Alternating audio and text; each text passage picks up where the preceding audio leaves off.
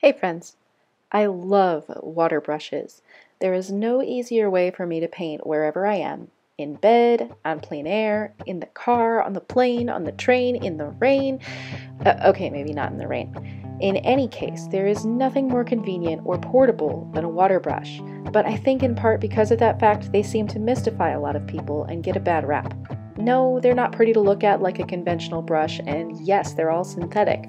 Still, if you have tried and abandoned water brushes before, please hear me out for the next few minutes while I do my best to win you back.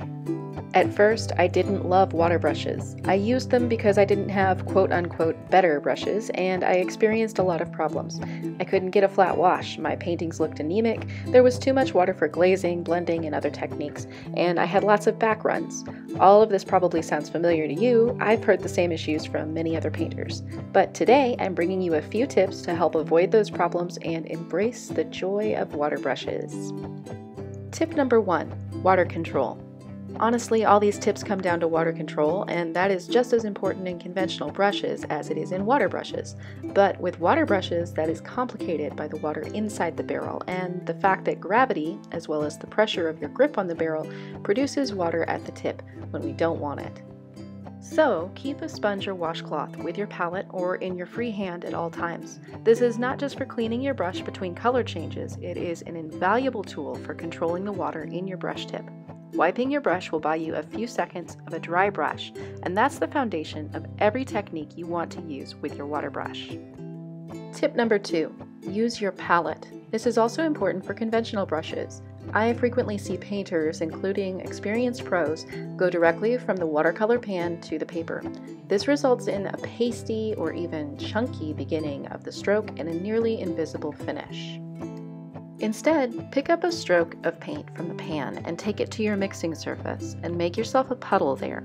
Start with more paint than you need because gravity will pull water down and thin your puddle. Once you have a good consistency on your palette, return to tip number 1 to take most of the water out of your brush tip. Then load the brush with your liquid paint and take it to the page. This will give you smoother washes and help avoid back runs. Reload your brush from the same puddle so that your pigment to water ratio stays consistent. If you want a more watery mix, add water from the brush to the palette rather than squeezing water onto the page. Tip number 3 is a little advanced. You can put together a water brush with much tighter water control using a rigid barrel and the tip of your choice. For the past several years, my favorite water brush has been made of a Tim Holtz chisel tip and a Faber-Castell piston barrel, but I recently switched to a Vicki Boutin barrel, and I find it has more capacity and even better control. I also picked up a Niji flat water brush and put it on the same Vicki Boutin barrel. I'll include a link to a John Weir Laws video about some really cool techniques with the Niji brush. The Niji flat tip is basically identical to the Tim Holtz chisel tip, and Arteza also makes rigid-barreled water brushes. I haven't tried those, but given how much the craft supply world relies on duplicate products, I think it's safe to say they're functionally the same as the Vicki Boutin barrels. The caps did not post on these barrels, so I modified them with a little bit of silicone straw at the end. With these brushes, I can get a huge variety of strokes and techniques. The water control is so strict that I can actually do dry brush strokes, and when I turn to a corner of the brush, I can do very fine lines and any other shape I need.